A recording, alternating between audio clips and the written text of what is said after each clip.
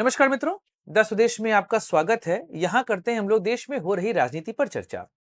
बात करेंगे परिसीमन की, क्योंकि दक्षिण भारतीय राज्य लगातार इसको लेकर अपनी चिंताएं व्यक्त कर रहे हैं। खासकर डीएमके के नेता स्टालिन, वह तो परिसीमन को लेकर लगातार अपनी बातें उठाते जा रहे हैं। ऐसे में उनका प्रयास है कि इंडिया गठबंधन के साथियों के साथ वह एक सामंजस्य बैठाएं और परिसीमन को लेकर जो उनकी चिंताएं हैं उसका सही निर्धारण यहाँ पर कर लिया जाए। लेकिन समस्या यह है, क्या इंडिया गठबंधन के साथी उस तरीके से खुलकर एम के स्टैंड का सपोर्ट कर पाएंगे? इसी विषय पर हम आज चर्चा करने वाले हैं, क्योंकि बीजेपी के साथ दक्षिण भारतीय राज्यों की क्या कैलकुलेशन है यह तो हम लोगों ने एक वीडियो में समझी हुई थी। वहां पर मैंने पूरा परिसीमन आयोग आपको समझाया था। आई बटन में मैं उसका लिंक आप लोग को दे देता हूं, वहां से आप उस वीडियो को जरूर देख लीजिएगा। लेकिन आज हम बात करेंगे इंडिया गठबंधन के साथियों के विषय में, क्योंकि परिसीमन आयोग में जब सीटों का निर्धारण होगा तो उत्तर भारत को इसमें फायदा होता हमको दिखाई दे रहा है, और इंडिया गठबंधन के प्रमुख साथी उत्तर भारत के ही हैं। तो फिर आने वाले समय में इंडिया गठबंधन के अंदर भी इसको लेकर दिक्कतें हमको दिखाई देंगी। क्या है यह सारी समस्याएं, आज करेंगे इस वीडियो में चर्चा। नमस्कार दोस्तों, मैं सुधांशु, आप देख रहे हैं द स्वदेश। दोस्तों, द स्वदेश एक मंच है जहां पर हम निष्पक्ष पॉलिटिकल एनालिसिस करते हैं। अगर आपको हमारा पॉलिटिकल एनालिसिस पसंद आता है तो आप यूपीआई के माध्यम से हमारी मदद भी कर सकते हैं। बाकी हमारे चैनल को सब्सक्राइब करिए, वीडियो को लाइक करिए और वीडियो को शेयर जरूर करिए।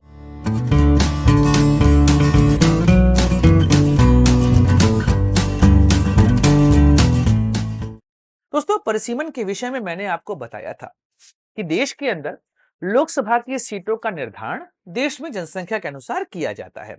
कहने का मतलब, जिस राज्य की जितनी अधिक जनसंख्या होगी वहां पर लोकसभा की सीटों की संख्या उतनी ही ज्यादा होगी। देश में अभी तक 4 बार परिसीमन आयोग का गठन हुआ है और उसके आधार पर देश में लोकसभा की सीटों का निर्धारण किया गया है।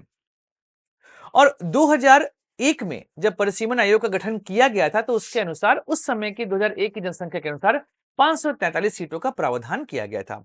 उसी साल एससी और एसटी की सीटों को भी बढ़ाया गया था।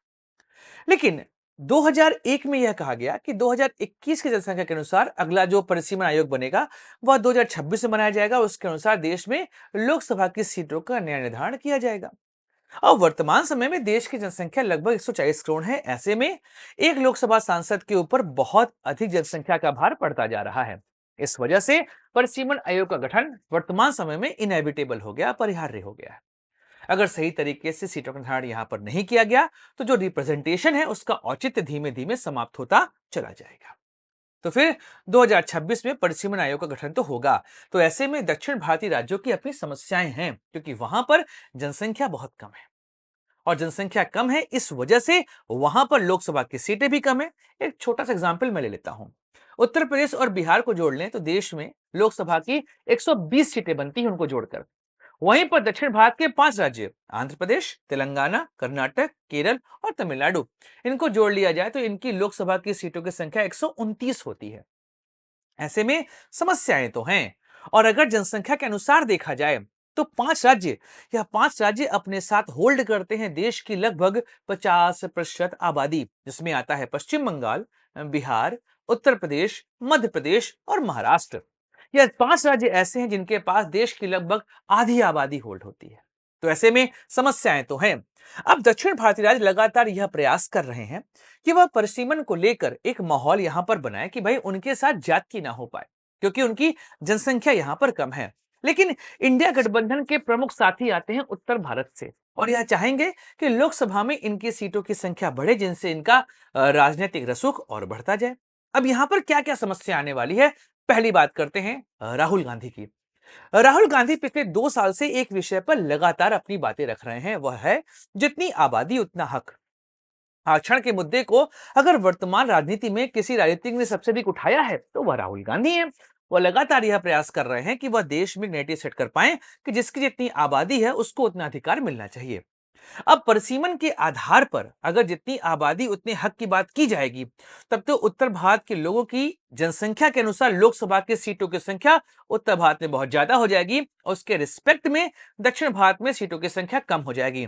तो अगर जितनी आबादी उतने हक को लेकर राहुल गांधी अपने स्टैंड पर कायम रहेंगे, तब तो दक्षिण भारत के राज्यों के साथ उनकी दिक्कतें बढ़ जाएंगी। तो कांग्रेस ऐसे समय में क्या करेगी?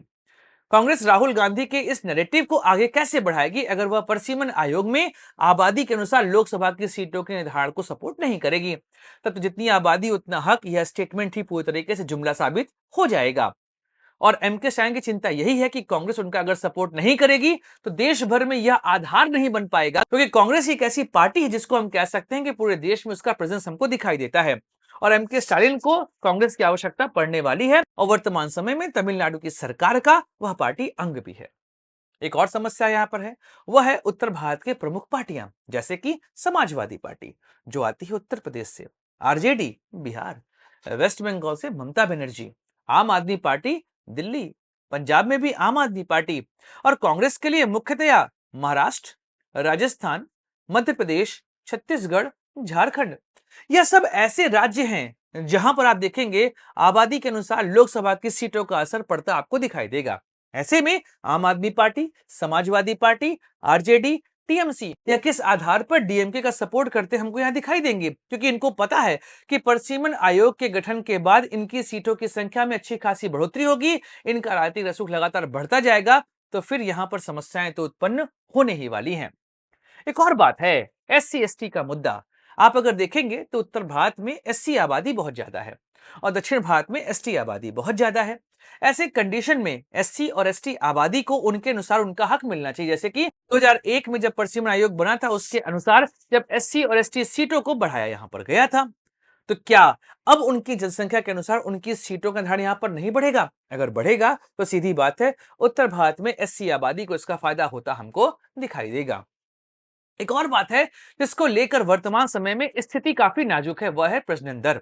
अब प्रजनन दर में आप एक बात नोटिस करेंगे कि वर्तमान समय में उत्तर भारत में प्रजनन दर तो ज्यादा है, लेकिन धीमे धीमे वहां पर भी प्रजनन दर लगातार कम होती चली आ रही है।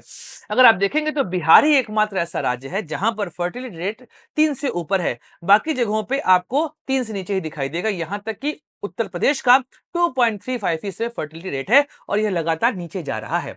तो प्रजनन दर पूरे देश का गिर रहा है। ऐसे स्थिति में सिर्फ प्रजनन दर की बात कर कर हम परसिमन आयोग के मुद्दे को खारिज नहीं कर सकते हैं। यह मुद्दा यहाँ पे प्रमुख बनेगा। एक और बात है माइनॉरिटीज। उत्तर भारत में माइनॉरिटीज बहुत ज्यादा नंबर में है और इनकी जनसंख्या बढ़ती भी जा रही है। प्रजनन दर भी इनका कम हो रहा है, लेकिन अभी भी बाकी आबादियों से काफी ज्यादा है। उत्तर प्रदेश, बिहार, मध्य प्रदेश, यहाँ पर मुस्लिम आबादी काफी ज्यादा है।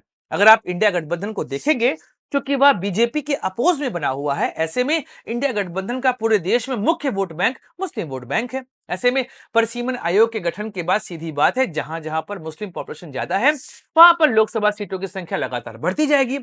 अब अगर एम के स्टैलिन का यहां पर सपोर्ट किया गया इस मुद्दे पर, तो फिर टीएमसी, आरजेडी, समाजवादी पार्टी, आम आदमी पार्टी और यहां तक कि कांग्रेस, इनके लिए समस्या यहां पर बढ़ जाएगी।